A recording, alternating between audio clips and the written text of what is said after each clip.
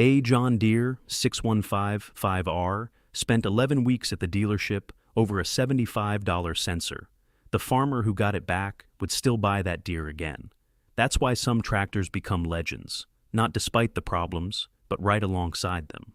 The John Deere 6155R is a mid-frame six-cylinder, 171 horsepower, 202 with the boost function, compact enough for daily loader work, strong enough for a 5-bottom plow.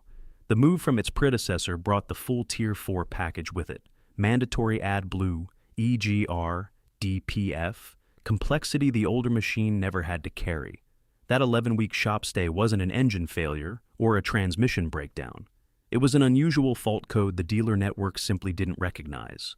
A $75 sensor locked up a machine worth 10 times a new pickup truck, right in the middle of the season. That's what modern field electronics actually mean.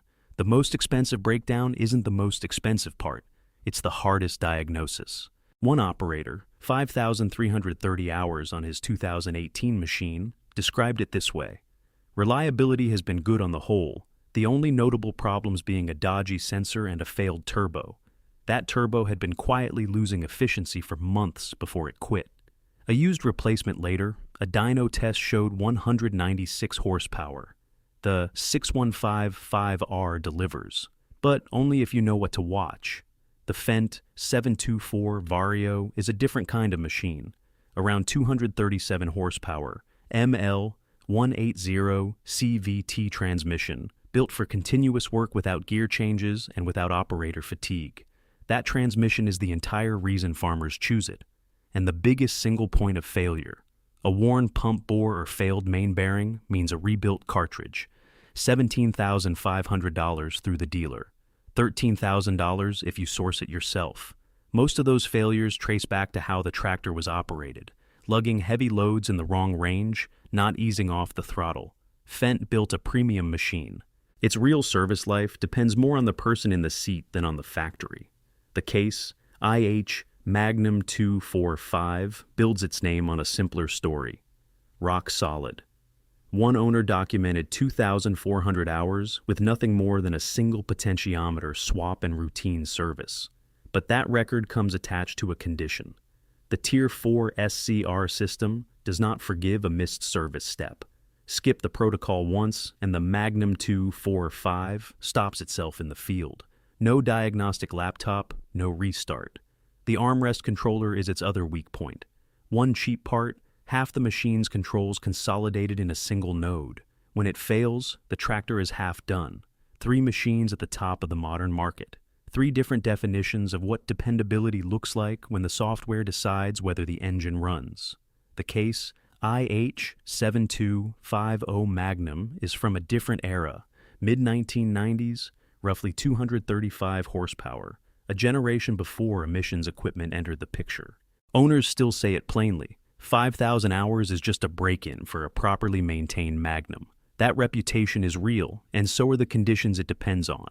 The front drive shaft seal, a set of Teflon O-rings at the transmission housing joint, leaks after a split if the shop doesn't replace them during the procedure. The leak returns within 25 hours and the machine is back for the same job.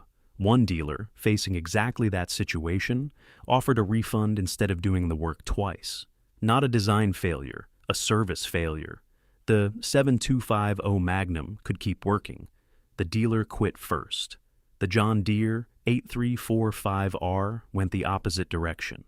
At 345 horsepower with the AutoPower CVT, front axle suspension, and production out of Mannheim, it was the most technologically advanced machine in its segment when it arrived. DLG testing put its fuel consumption 6.5% below the class average in the power mix cycle. Real numbers, documented, meaningful across a full season. Owners consistently call it the best tractor they've ever operated. The catch is built into the same architecture that earns that praise. When the AutoPower transmission fails, there is no field repair. A reconditioned unit runs in the same price range as a Fendt 724 Vario rebuild. The 8345R is a tractor where every percentage point of efficiency is bought at the cost of field autonomy. The New Holland T7.210 Auto Command found a middle ground. Around 210 horsepower, auto command CVT, the same class as the Fendt, but 20 to 30% less expensive at purchase. Owners have logged 7,000 plus hours with minimal unplanned downtime. The critical weak point is the transmission pressure accumulator. When the diaphragm fails, hydraulic pressure in the CVT circuit drops, and the tractor jerks under load. The symptom builds slowly and usually gets ignored until it's unmistakable. A full rebuild kit runs around $1,700, 15 hours of labor. The same failure category that costs $17,500 in a Fendt closes here at a fraction of that. Dealers in some regions reported taking competitor machines back in trade as farmers who'd trialed the T7.210 chose to keep it. The machine sold itself. All three arrived at the same conclusion from opposite directions, and all three carried the same hidden charge. In this market, the service network is half the machine. Drop the horsepower by 100, and the stakes get higher, not lower. The 150 to 180 class is where tractors never stop. Loader at dawn, manure by midday, bales in the evening, snow at midnight. The machine doesn't rest, and every shortcut in its construction shows up here first. The case, IH Maxim 150, is marketed as a do-everything farm tractor. Hay, silage, manure, drilling, front loader, all of it, every day. The platform is shared with the New Holland T6 at the engine, transmission, and hydraulic level.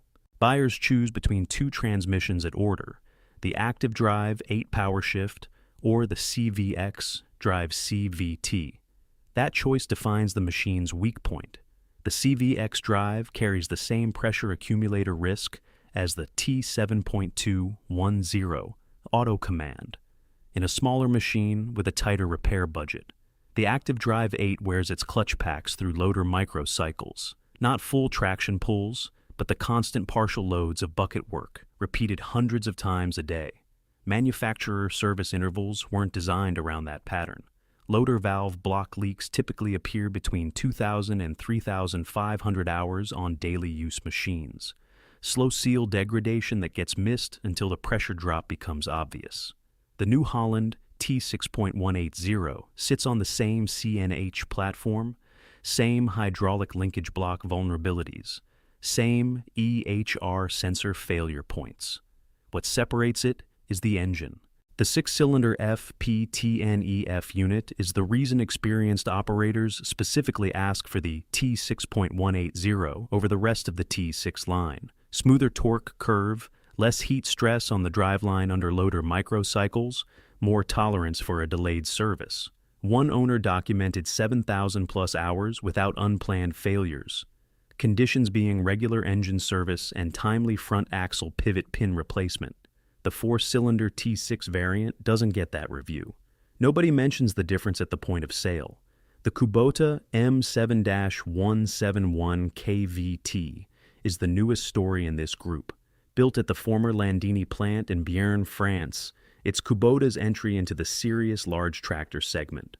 Owners report 4,400 hours without major failures, and that number is real. Early production units had CVT calibration problems, wrong pedal response, hesitation under varying loads. Fixed through software updates, provided the dealer had the current version. The larger issue is infrastructure. Small Kubota parts are available anywhere overnight. M7 parts run on a separate supply chain with a different lead time. Farmers who expected the same next morning availability they'd had on a compact Kubota found a different reality. The machine performs. The network around it is still building. The next generation down didn't have CVTs or Tier 4 systems. It had something more valuable, a mechanic who could fix it without calling anyone. The window from 1982 to 2007 produced something that no longer exists, enough power to do serious farm work, and enough mechanical simplicity to be repaired without calling anyone. The John Deere 7810 is where that era peaked. 170 horsepower, 7.6-liter PowerTech, 6-cylinder, production 1997 to 2002. Owners still describe it as the handiest tractor on the farm, and when major components wear out, the math hasn't changed. Rebuild it rather than replace it. Full overhaul costs less than half a new comparable machine. Fresh components, no emission systems. The AutoQuad clutch packs carried the same vulnerability as every PowerShift covered here. Service interval was 500 hours. Real farm cycles often ran to 1,000, which cut pack life by a third. Front axle bushings wore under regular loader work.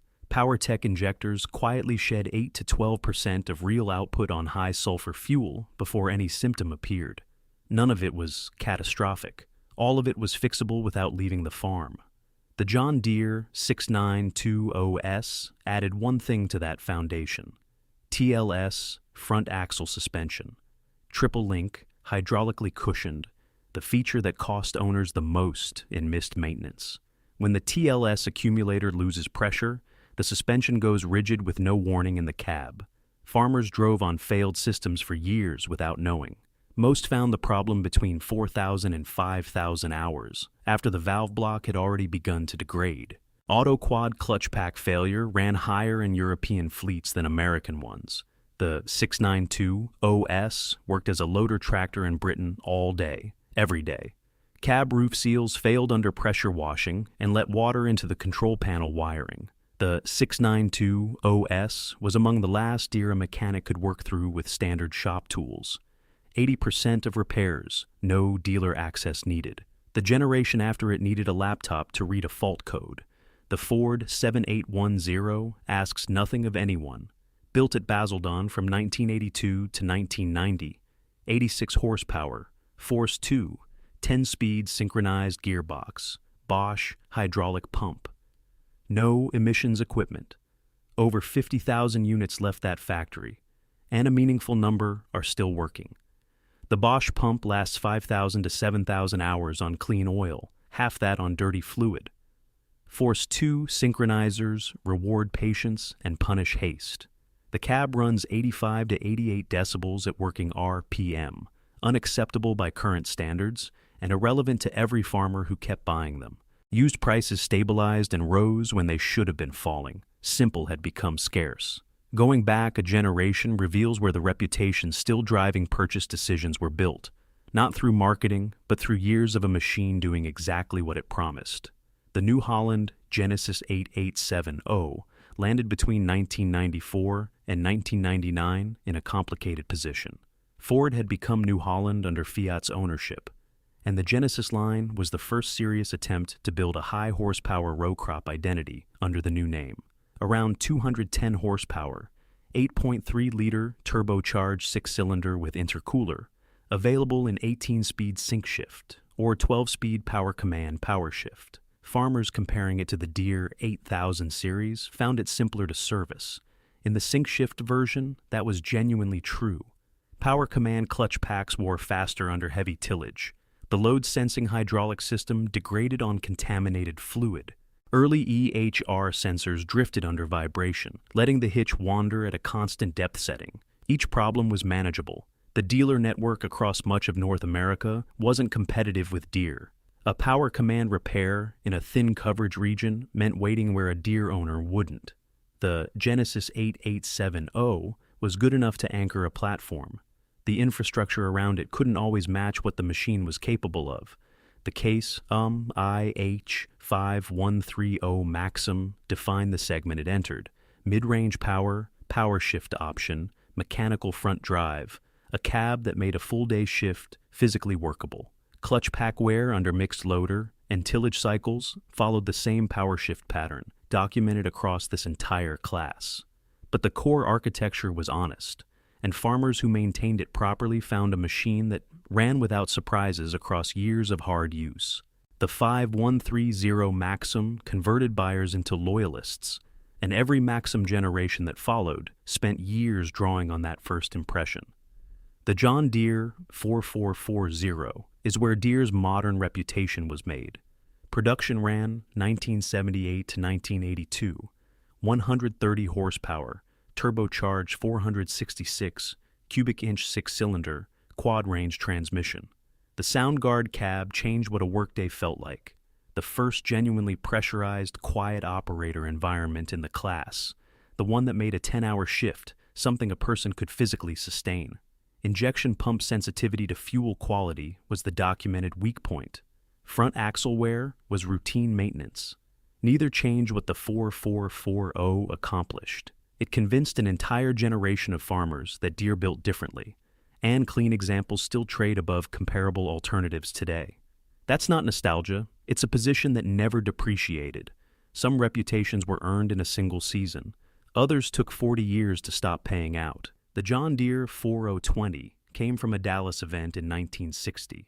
8 new models announced at once, a move no manufacturer had tried before. Production ran 1963 to 1972, Waterloo, Iowa. 404 cubic inch 6-cylinder turbo diesel, 91 horsepower, 190,000 units. The power shift was the reason people bought it. Shift under load, no clutch stop. It was also the first mass transmission problem in the class. Planetary wear under heavy tillage at 3,000 to 4,000 hours. The synchro range outlasted it because anyone could fix it. The engine had one condition. Cylinder liner cavitation required a coolant additive Deere eventually standardized. Farmers who skipped it found out through a cracked head gasket. Those who followed documented 15,000 hours. A clean 402.0 at a U.S. auction in 2024 sold for $8,000 to $18,000. The International Harvester 1066 ran 1971 to 1976, Rock Island, Illinois. DT466, 7.6-liter turbo diesel, 125 horsepower. The same engine going into school buses, trucks, and fire engines simultaneously. The torque amplifier gave 2 ranges under load without stopping. TA rebuild ran $600 to $1,200 plus a full split. When it failed hard, debris hit the main gearbox and the bill doubled. The rule was one: warm the oil before engaging it. Operators who skipped that on a cold morning didn't repeat it. IH went bankrupt in 1985 after a 172-day UAW strike in 1979. The division became Case 1H. The DT466 kept going under Navistar and crossed 1 million units. The engine outlasted the company by decades. The Ford 7710 never earned a legendary reputation. It earned something rarer. Built at Basildon 1982 to 1990, 4-cylinder 256 cubic inch turbo diesel, 86 horsepower, Force 2 with optional dual power, planetary. Same underload logic as the torque amplifier. Same cold start failure mode. Bosch pump wore on dirty oil. Synchronizers punished anyone shifting like they had an automatic. Farmers called it a good machine, took a lot of abuse. Ford sold the division to Fiat in 1991 for $600 million. The Ford name was gone by 1994. Used prices held. The reputation wasn't in the badge. From the 6155R stopped by a $75 sensor to the 7710 with nothing complicated enough to stop it. This isn't the history of reliability improving. It's the history of what reliability costs. The oldest machines forgive more because there's less to fail. The newest need a dealer with a laptop to stay running. That line moved across 60 years, not toward the farmer.